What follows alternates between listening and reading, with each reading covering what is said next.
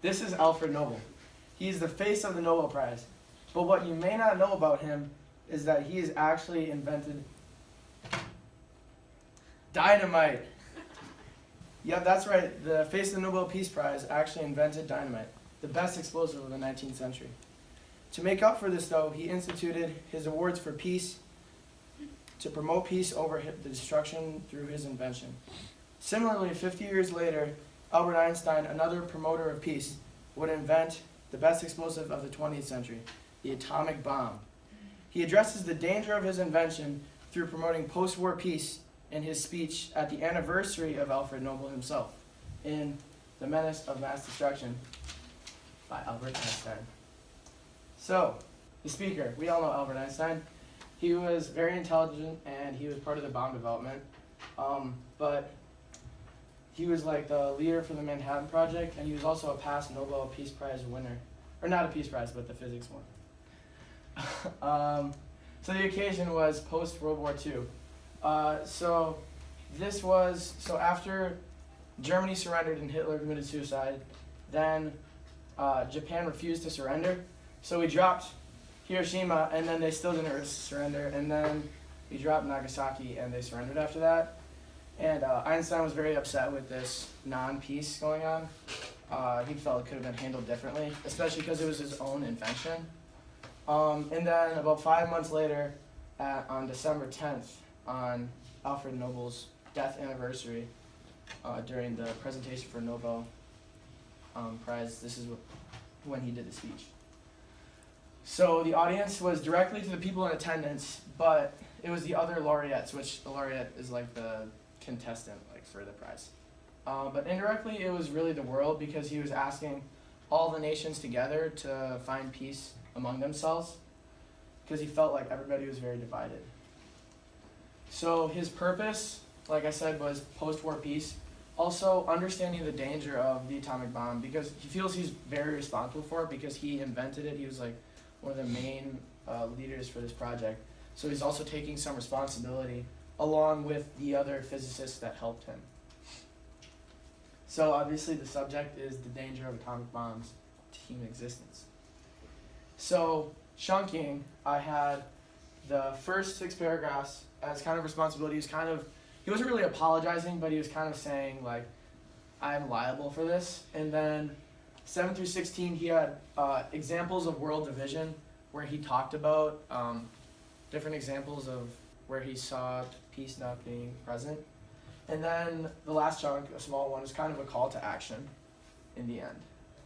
So his tone at the beginning, he was kind of like at fault and liable, taking responsibility along with the other physicists, that it was kind of his responsibility to do that. And then in chunk 2, he actually seemed kind of dismal and pessimistic throughout, really throughout the whole thing, but in chunk 2 especially. And then in chunk 3, he was apprehensive and critical of the situation. But overall, he's very mournful and scientific. And scientific might be a little bit basic because he is a scientist, but like I say that, and he was kind of he didn't really have a lot of emotion in it, and it was very to the point and exact. So that's where I use the word scientific. So the rhetorical analysis for chunk 1, responsibility. So in paragraph 2, syntax and repetition. So this quote, "We are at peace again," or "what we were supposed to consider peace." I thought this was syntax, just like, because he's saying we are at peace, or what we're like supposed to consider. So we may not actually be there yet. Like that's just what we're calling it. It's just like what we're sugarcoating the name as. And then this is kind of like redundant repetition, the significance. I don't really know how to describe that, but it kind of says like this is beyond significant. Like this is significance squared, you know? Like it is beyond significant to the physicists who were constructing the bomb. Yeah. Also, I thought that he was kind of had an at-fault tone. It was his responsibility because he was one of the physicists. So. And then in paragraph 3, he alludes to Alfred Nobel, which is the occasion because it was his death anniversary. So he says that the physicist finds himself in a position not unlike to that of Alfred Nobel, and he uses the litote there to kind of say that it was very similar. So saying not unlike, it was very similar to Alfred Nobel himself. And then he talks about destruction par excellence. I thought that was great diction, like putting that together. It's like saying like the destruction is equal to excellence. Like there was nothing better than that. So then in paragraph 5, I saw ethos and logos. So he kind of, in this quote, he like is like supporting his reasoning for the bomb because he didn't have it created to be intended for like what happened. Like he did not, when he was creating it, he did not intend for like a few months later them to drop the bomb like immediately. He was doing it for, like he says, the prevent the enemies of mankind from achieving it ahead of us. So he didn't want the Nazis to get it before them because that would have meant inconceivable destruction. So I think he kind of, through that, develops credibility by like giving his reasoning for what he did. Then for paragraph 6, he has syntax and antithesis.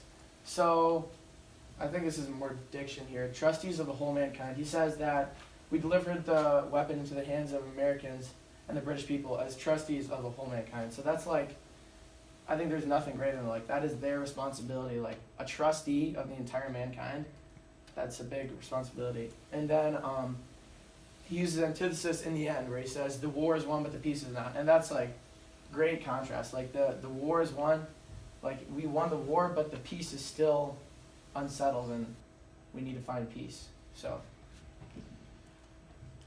then, yeah, for chunk 2, and he was showing world division examples in this one. So there's a little bit of a tonal shift to like dismal and disappointed as he starts like telling all of the different examples around the world. So he's kind of sad about it.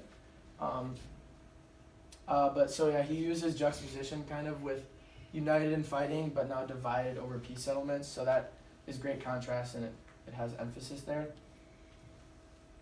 Then paragraph 8 and 9 together, he had an expletive, anaphora, and logos, so a lot here. There was, he said the world, so yeah, there's an anaphora, the world was promised freedom from fear, and the world was promised freedom from, so he's saying we were promised these things, but we still didn't get them. It's putting emphasis on that. And also, to further emphasize, he uses an expletive. He says, in fact, like, we had this, but the truth is we didn't get it.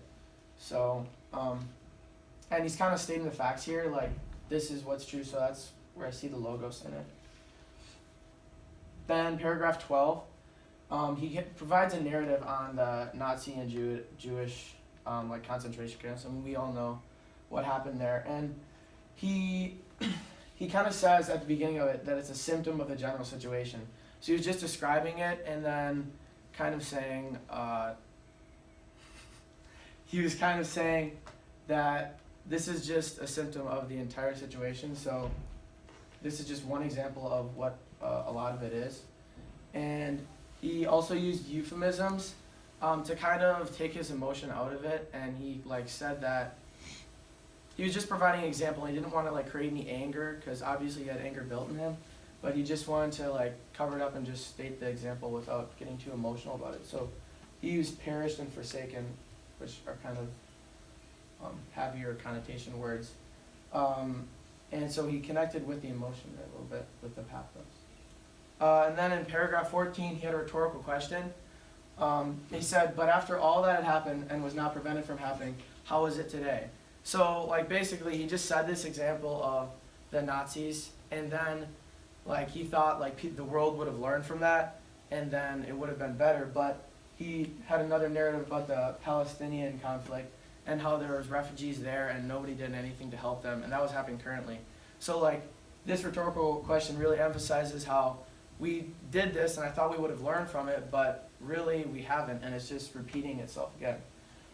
And he also had a negative pessimistic tone because he used like the words like shamefulness and hopelessness, which kind of like has a negative tone, like there's no hope. So then chunk 3, the call to action. So in paragraph 17, he uses a simple sentence, and this is like pure pessimism. Like he said, the picture of our post-war world is not bright. Like it doesn't seem like he has any hope. And he's kind of almost inflicting fear into people, like, we have to do something, we have to make this change, or else that's going to be reality. It's not going to be bright. And he also says there's no time left for petty bargaining. And that's like, there's no time, we have to act now. Like, this is a call to action, we have to do something, or else it's going to be very bad. And also, there was a, never mind. Okay. And then for the last paragraph, he has a call to action and allusion. So in the last paragraph, he actually relates back to Alfred Nobel. And he says it calls for a radical change. And I think that's great diction, like saying, like, there's nothing greater than radical. Like, this has to be a big change. And then he says, may the spirit that prompted Alfred Nobel. So he's kind of alluding back to the occasion that they're at, because it is a Nobel Prize ceremony. So he's like kind of bringing it back to that. So may the spirit that prompted Alfred Nobel to create the great institution, the spirit of trust and confidence, of generosity and brotherhood among men, prevail in the minds of those upon whose decisions our destiny rests.